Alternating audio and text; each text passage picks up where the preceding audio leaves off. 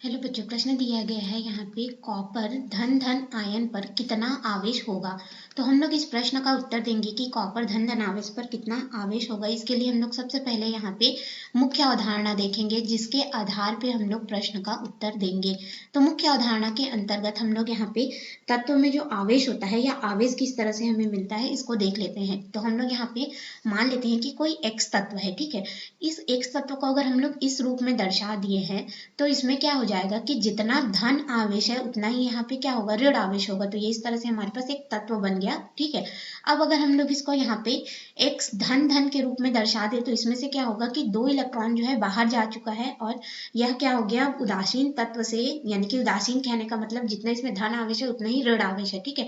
इनमें क्या हो रहा है कि 2 इलेक्ट्रॉन जो है बाहर आ गया, इसलिए यह जो तत्व है x वो क्या हो गया, धन आवेशित हो गया। अगर इसको हम लोग x ऋण ऋण के रूप में दर्शाते तो इसमें क्या होता कि हम लोगों ने 2 इलेक्ट्रॉन जो है और कहीं से ला करके दे दिए हैं, जिसके वजह से ये क्या हो गया, तत्व जो है ऋण आवेशित हो गया है। इस तरह से हमें मिलता है। तो आवेश Q जो होता है ये हमारे पास बराबर हो जाता है n गुणित E के, जहाँ पे n जो है उस तत्व में उपस्थित आवेशों की संख्या को दर्शाता है, E जो है इलेक्ट्रॉनिक आवेश होता है।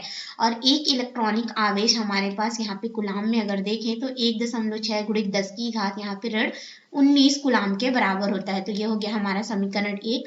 और देखिए इसे हम लोग धन और ऋण के रूप में लेते हैं। उस तत्व में हमें धन आवेश को देखना है कि ऋण आवेश को देखना है, उसके आधार पे।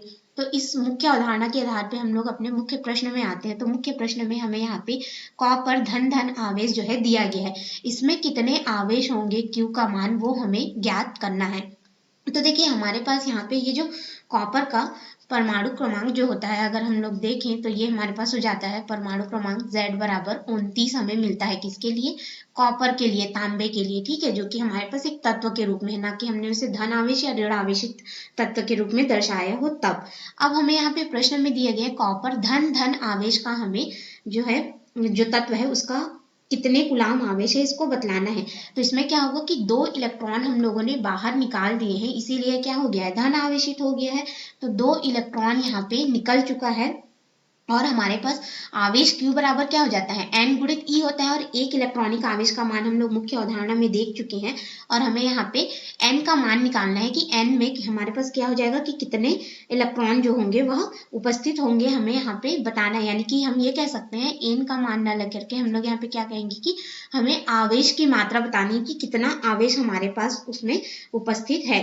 तो देखिए हम लोग यहाँ पे क्या करेंगे, जो n का मान है वो हमारे पास कितना हो जाएगा, 2e हो जाएगा, ठीक है।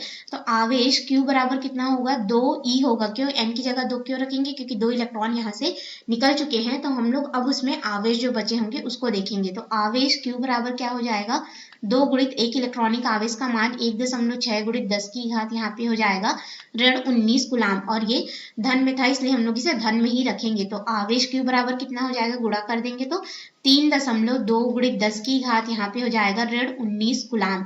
तो इतना आवेश जो है हम लोग को किसमें प्राप्त हो जाएगा, कॉपर के धन धन तत्व में जो है हमें प्राप्त होगा, या फिर आयन में कह सकते हैं कि 3.2 गुणित 10 की घात ऋण 19 कूलाम आवेश उपस्थित होगा। तो ये रहा हमारे प्रश्न का उत्तर जो कि हमें ज्ञात करने को बोला गया था। आशा है आपको यह हल समझ में आया होगा। धन्यवाद।